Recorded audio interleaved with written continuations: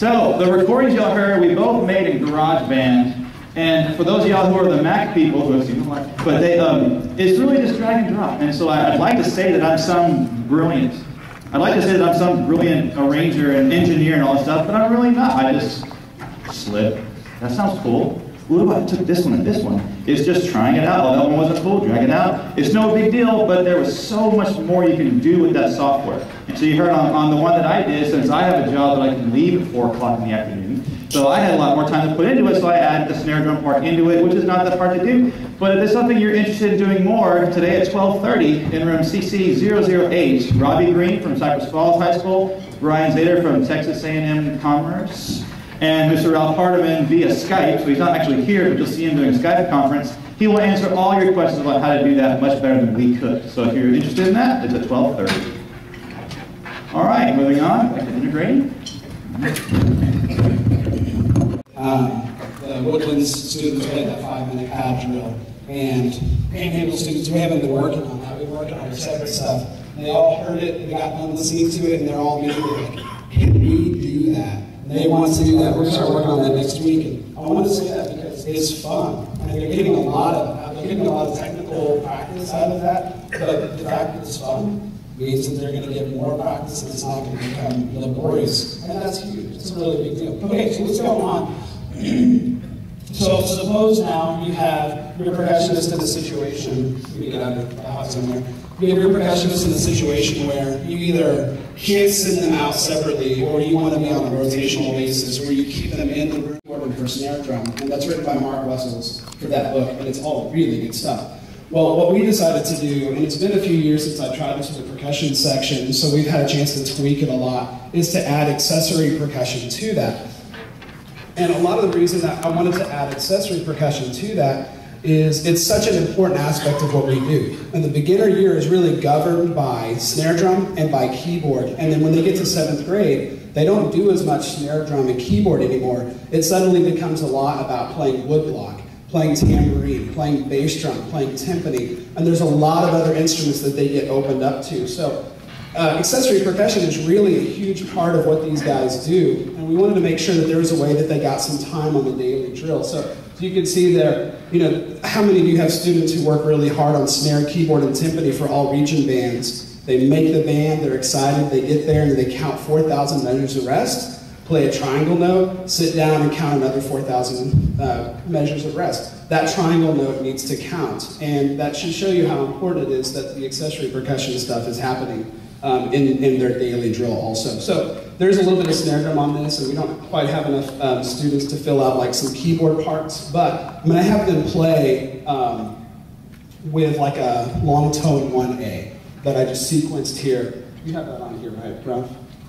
Okay. Okay, are you guys close? Long tone 1A? Yeah. Nope.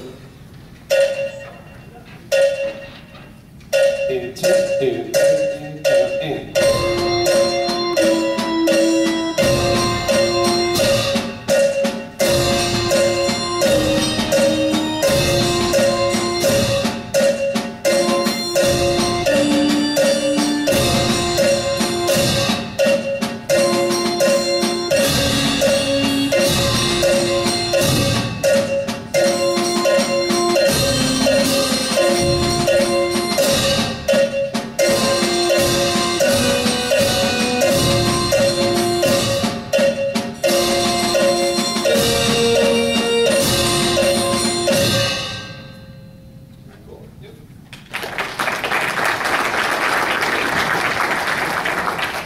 And then we're going to vary it up a little bit. We're going to do something that would fit along with like a very common lip slur. So a couple of things that you saw there is just they have to be able to navigate some really basic techniques on tambourine, triangle, bass drum, suspended cymbals, what I like to call the next 5. So once you learn the big 3, snare, keyboard, timpani, then those are the next 5 that really have to be learned.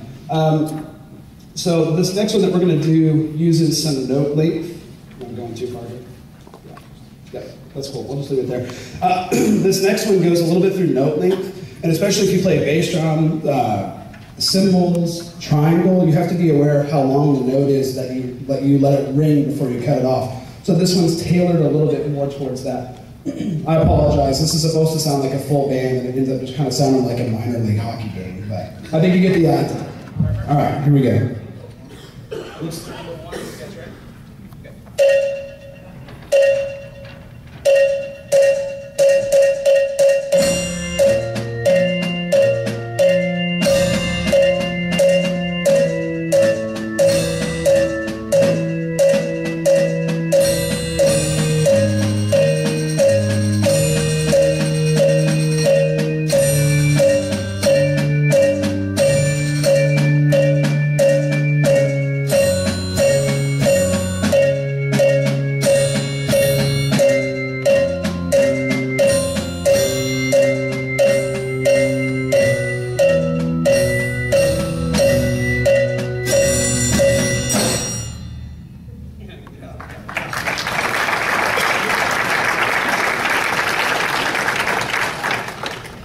Awesome. Okay, cool. Yeah, good job, guys.